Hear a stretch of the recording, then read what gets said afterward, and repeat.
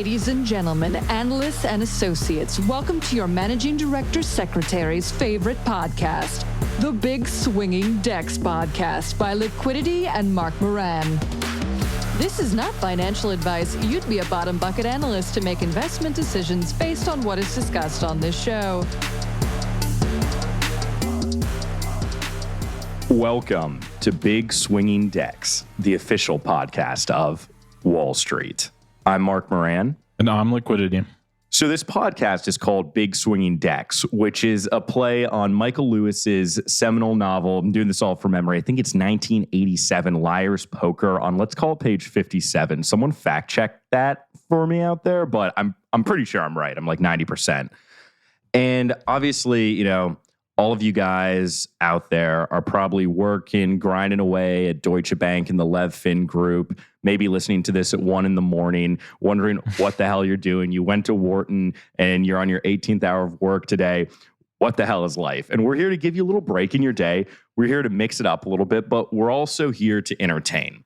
And so what we're going to do today is with the name Big Swinging Decks, we're going to go through this like it was a pitch deck, which everyone knows and everyone loves. And so we're going to start off with a little general summary, what we're doing now, of what this podcast is, what we hope to accomplish. We're going to move into what the relevant experience is for both myself and Lit, as we are going to refer to him to, because he's obviously going to be anonymous, which he's going to tell a little bit of his backstory, but not enough that anyone's going to be able to go on LinkedIn and figure that one out. And then we're going to conclude with an appendix. And so if you're listening to this and you're working at Lazard in the healthcare group, you're probably working on page 52 of an appendix that's going to be given to the Eli Lilly CFO at the JP Morgan Healthcare Conference, and he's never going to read, and then they'll choose another bank to do the deal. So hate to break it to you if you're first year out there on the 62nd floor of 30 Rock. With that being said, Lit, should we dive in? Yes, we should. And you know, heartfelt apologies for anyone who's going through it right now. So it's tough. It's not easy. Yeah. But part of what we're here to do today is really explain the business of liquidity, why we're both doing this, and to show you guys that there's more to life than just Microsoft Excel shortcuts. Yeah, and look, I mean, you know, we've been through it, and sometimes you got to earn your stripes. So let's get into it.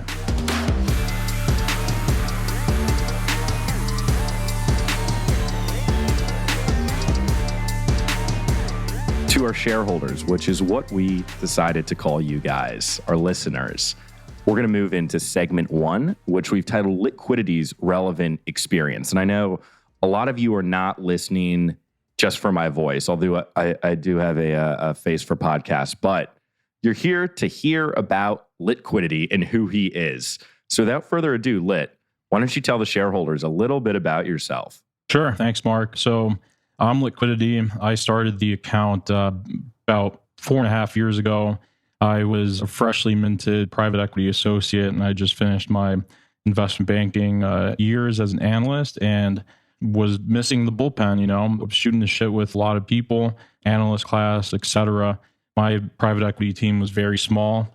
And so I was just finding How long were you an analyst for? I finished it. That's let's just leave it at that. Fair enough. I finished the program in one piece.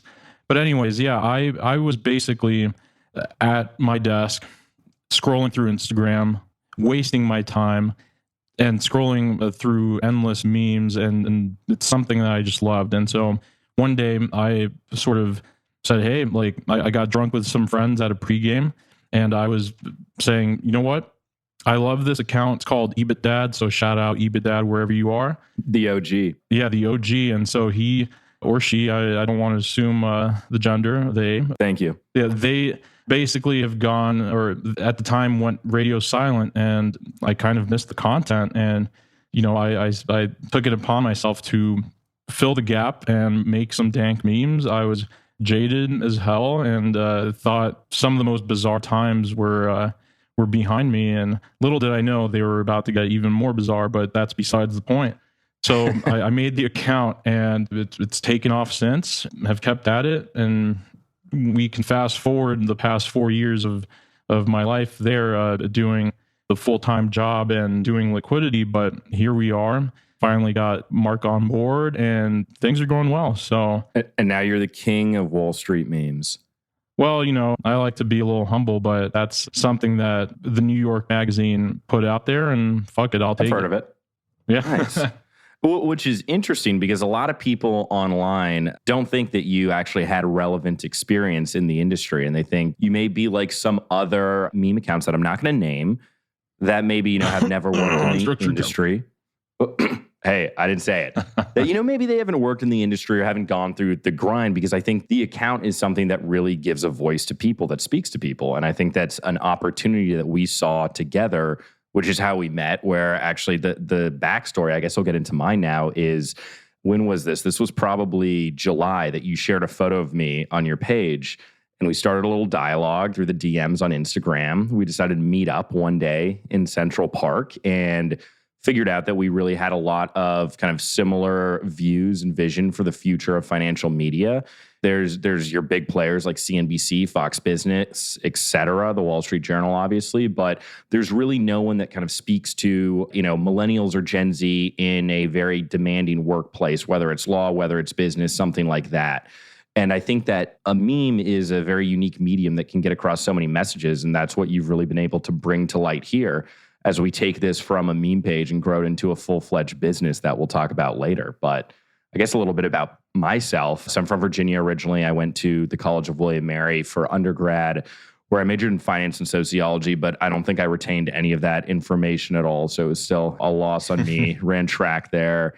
Immediately after I went to law school, got about 2 weeks into law school, and was like, yeah, they're talking about all these words and, all this courtroom procedure. I don't know if this is for me. Maybe I'm going to add on the MBA. Was fortunate enough to get in 23 to the MBA program there at Darden, did that for 4 years. And when I was in my first year of business school, I still didn't really know what I wanted to do. My dad's a military psychologist. My mom was an editor. I didn't know anyone who worked on Wall Street. But I was at a bar in Charlottesville called Trinity, if anyone is aware of that one out there. And I just gotten into an argument with my girlfriend, so we were supposed to meet up, but I was by myself at the bar. And there was a guy there who was wearing a suit. We started talking, and he ended up being pretty high up at Credit Suisse. And he was like, look, he was also a JD MBA. And he was like, look, if you're ever interested in doing something like this, let me know, and we'll see what can happen. So I went through some interviews, ultimately worked at Credit Suisse in their healthcare group, summers of 2016 and 2017. And there was a lot of turmoil in the group at the time. So I decided to go start at Lazard for full-time work, which, coming from a very middle-class family in Virginia, going up the elevator at the 62nd floor of 30 Rock for interviews was wild, because I had no idea that your ears would pop when you go up in it. So the first time I went up, my ears pop, and then I have to go straight in these interviews, and I'm trying to like get my ears to unpop the whole time because I can barely hear what the guy's saying.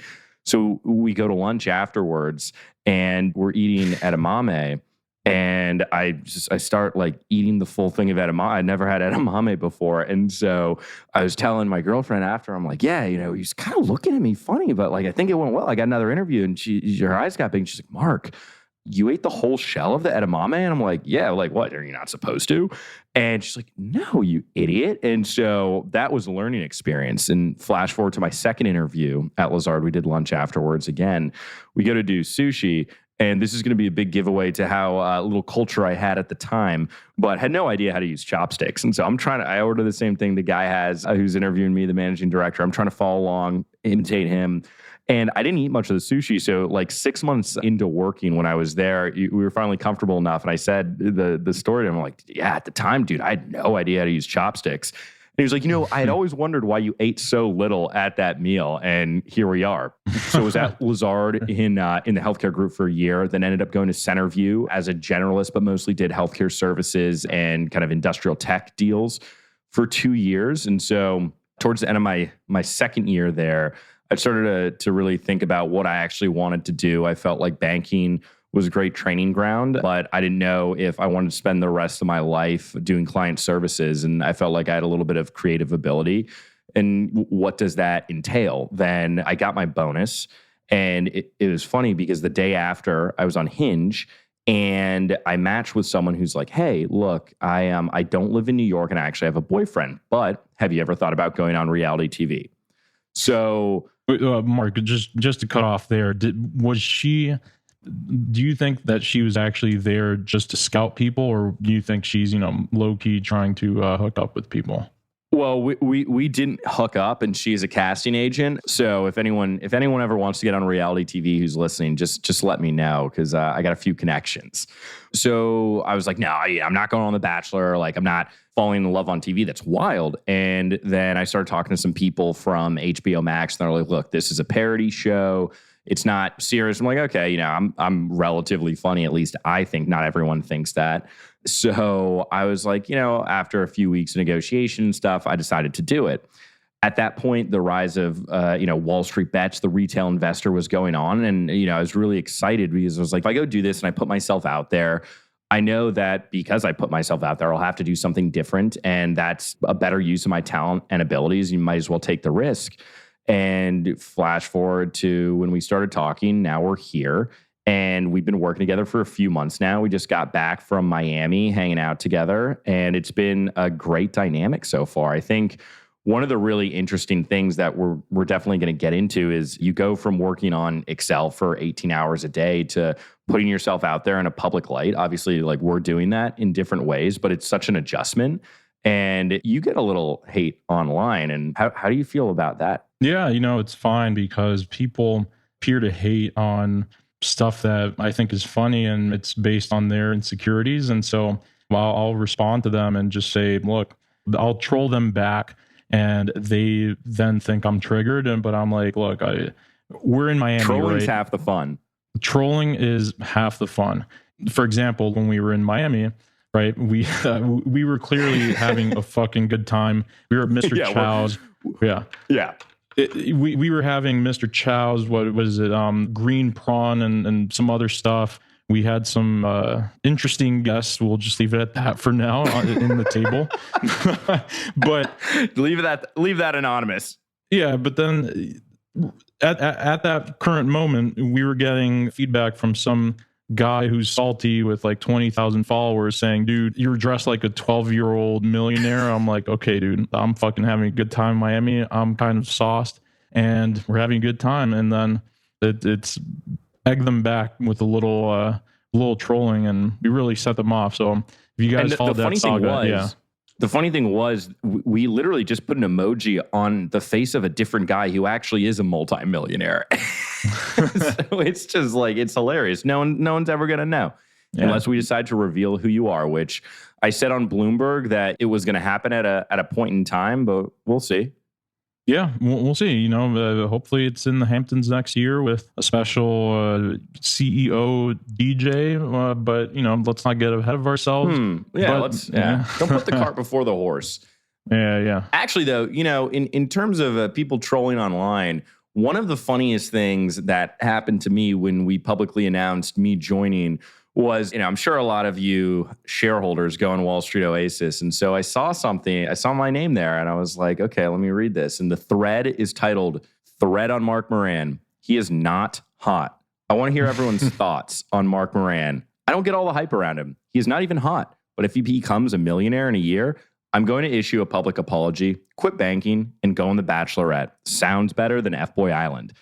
The funny thing is, in our next section, I think I may bring that up again because of something that happened. Which should we roll into our next section, the appendix? Oh, let's see. Yeah, let's fucking get into it. All right, let's do it.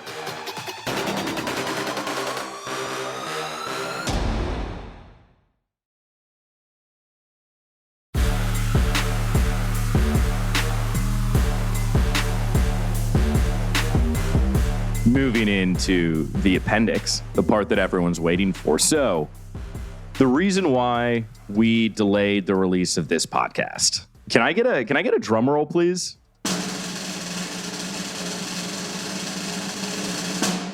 Okay.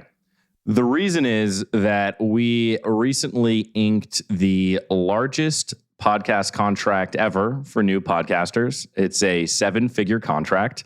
So to my friend on Wall Street Oasis, whose username is Stop Procrastinating, I will be posting on Instagram about this, and you will be making a public apology to me.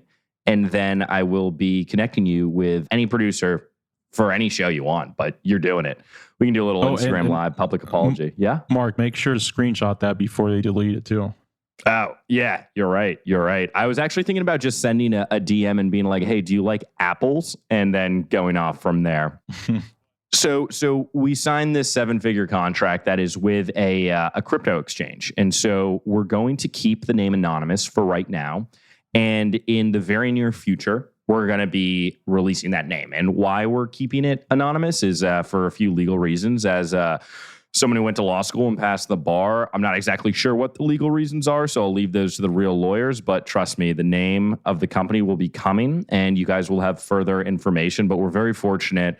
We're very excited to be partnering with a company that we believe in, that we think is going to be a very, very big player in this space, and that we'll be disclosing to you guys soon. So with that being said, let's move in. And just before we move into the next part, yeah, I mean, if you're thinking, why the fuck is Litquidity partnering with the crypto exchange? Mm-hmm. Well, we will just touch upon it real short, but we'll definitely get way deeper into it once we announce it. But right now we're sitting at crypto being a $3 trillion asset class. And things have definitely evolved back from 2017 when Bitcoin was going to the moon. It went to 20, it crashed. All the virgins were crying and hoping with, and all the virgins, all those jokes. I mean, like, it is incredible how it's changed. And I think when you get past the Doge coins, the Shiba Inus, all the other shit coins out there, and you start to see what's going on in crypto, it's truly disrupting traditional financial markets, institutions, and everything. And so we think that this could be a pretty cool way to really tell the audience, what excites us about it in a way that you're not going to get from your fucking TikTok influencers who are talking about pumping some random shit coin. So stay tuned for more. Yeah, I mean, I think the beauty that we can bring to a medium like a podcast with this is really being able to blend traditional finance, TradFi, if you will, and definance, decentralized finance, for those who don't know. GM WAGME, baby. That means good morning. We are going to make it. And but the other thing too. Oh man, it's kind of wild that we went from slaving our asses off on Microsoft Excel for so many hours a day to getting paid 7 figures to do 52 hours of work. But here we are. So listen, never let your dreams be just your dreams. That's the advice. That if there's a takeaway, that's a takeaway. Yeah, and it's a new banking exit op for you guys who are thinking, what do I do with my IB career? You can Great go private transition. Equity. Yeah, private equity or the other new option is actually Litquidity. I don't know if you guys have heard of it, but we're going to be announcing some fundraising in the near future as well.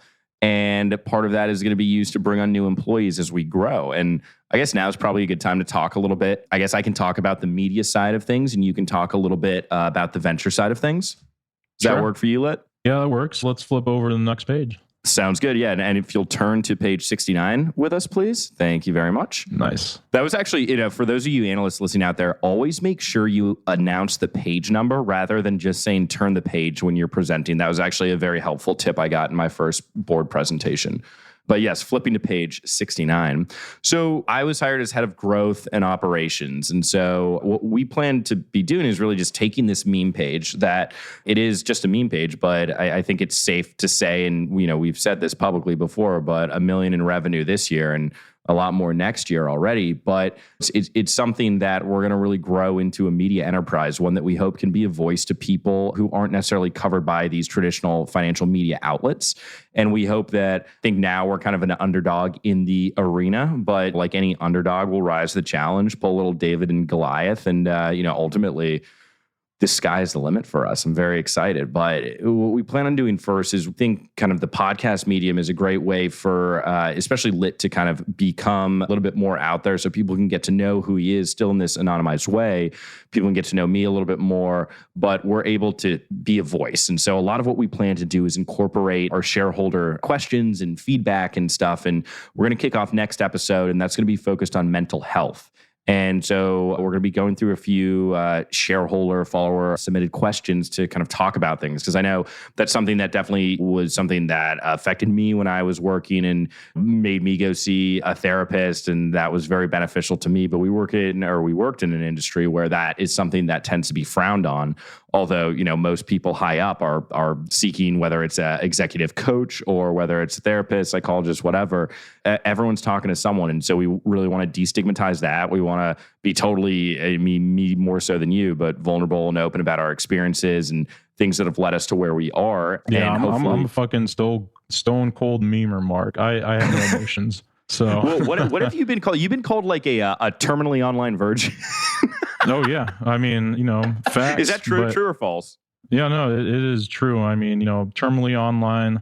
I ship post all day, and I gotta say, it's more fun than it's pretty fun. Yeah, rearranging logos on PowerPoint or doing the 12th iteration of a fucking DCF or LBO model. So yeah, I mean, whatever you say, it's corny as fuck, but sticks and stones. And I think that the thing too is like we're gonna shit on investment banking a lot in this and finance in general, but it's the experience made us who we are, and we're very thankful for it. But I think a lot of this is no one really talks about the stuff that we're starting to talk about in this, or no one's ever really taken a meme page and made it a business. So here we are, and I think this is something like we were talking about, like putting yourself out there and being vulnerable, like. It's super risky, high beta, if you will. And it's one of those things where some days you wake up and you're like, shit, like, should I have taken the easy route and just stayed in my seat somewhere and, slowly lost my hair and done whatever? Or put myself, like the quote, be the man in the arena. And that's what we decided to do. So I think nothing else, like, you're either going to see us crash, which I don't think is going to happen, or you're going to see this become like a huge success. And like, hopefully we have everyone who's listening along for the ride. And we're excited to share who we are with you guys, our backgrounds. And I think hopefully that allows others to be more comfortable talking about things and normalizing things in finance that I don't think people talk about, because you have this like macho alpha male culture. And it's like, let's be honest, most of the people are betas. You could beat them in a fight, but it's one of these things that it's such a funny stigma because everyone thinks they're Patrick Bateman, and that's not like really how the world is. It's just mostly like a bunch of short, balding dudes who have anger problems. Yeah, well, and then going back to if we crash, Mark, would you be able to get me a little one-on-one with Centerview MDs so I can? I'll see what I can do. I'll see what I can do. We may both be back there in a few years. Who knows? I'm targeting more Wells Fargo Charlotte office because I think that's a great place to raise a family. Oh, there you go. Well, I'd be targeting a little bit of Nomura M&A because they're not doing any deals.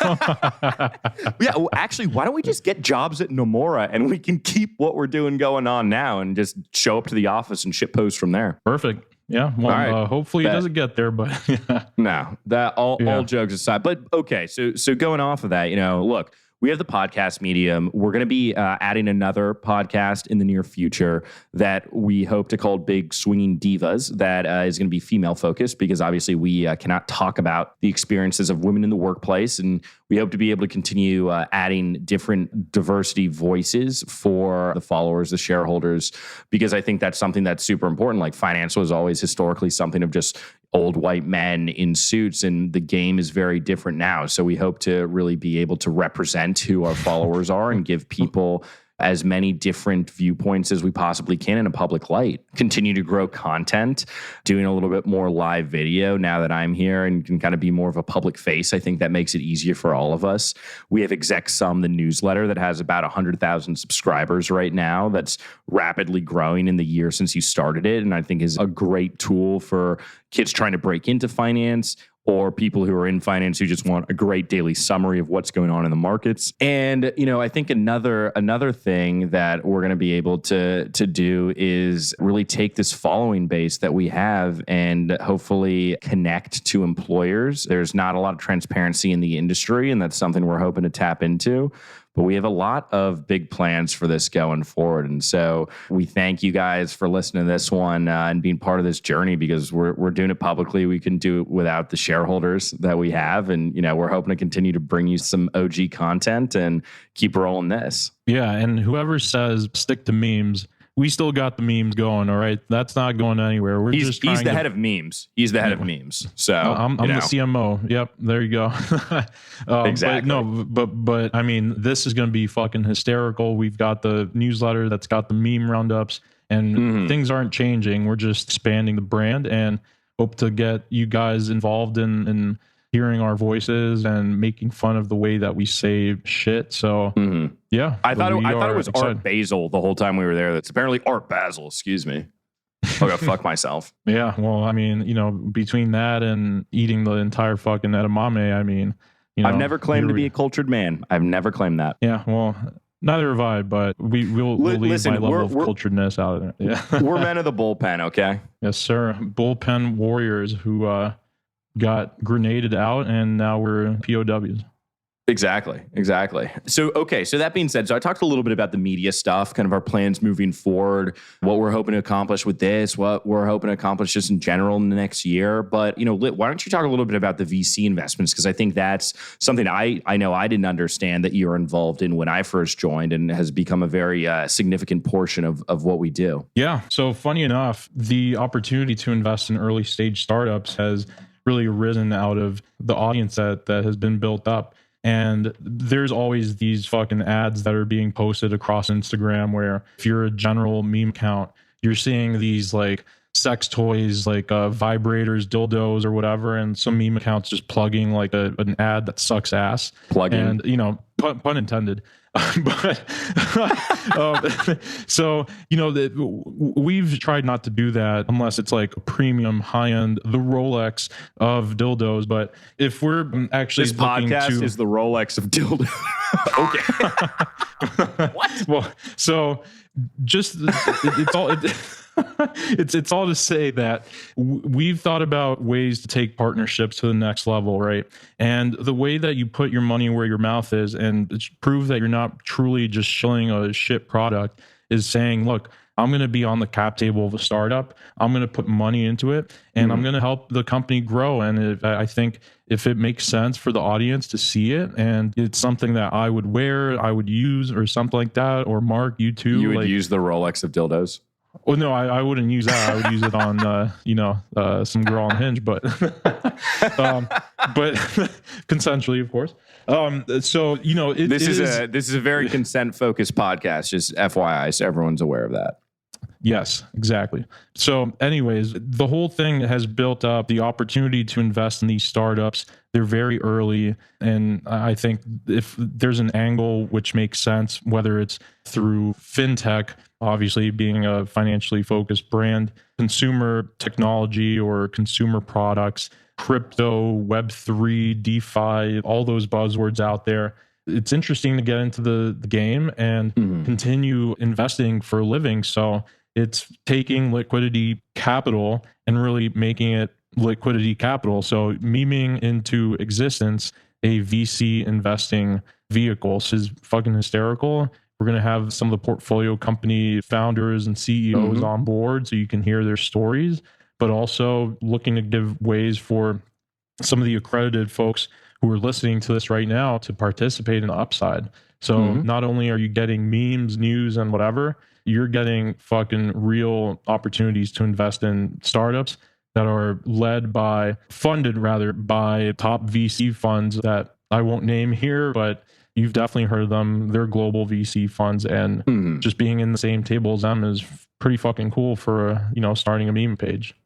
Yeah, no, I think one thing to note is, so for this large contract that we inked, a decent percentage of that is going to be in equity, and we wouldn't, have done it any other way because we believe in this company, and anything that we're putting out there, we believe in. I think, look, like my face is out there, you're still anonymous, but who knows how long that will be in the future if you decide to do a reveal. But it's a weird concept to take a meme page and to make a business out of it, and we're doing that, but we have our personal lives behind it now. And so what we hope to do is to really create, and not create because the community has already been created. I think the voice is there, but to really take that and to kind of educate everyone on different potential opportunities, connect people with different job opportunities and hopefully investment opportunities, and really just grow together and see where we end up. Yes, sir. So if you're out there, you better fucking sign up for this company that we're going to be announcing the partnership with. But well, so as you were talking, one thing I was thinking about as we conclude the inaugural episode of Big Swinging Decks is that this is really kind of like a bake-off right now. We're in competition with people's listening time with other podcasts. And this was our pitch deck. And so we're going to conclude and hopefully we kind of execute like Centerview and win rather than say, Wells Fargo or Nomura. But and we love them too, but it's no Centerview.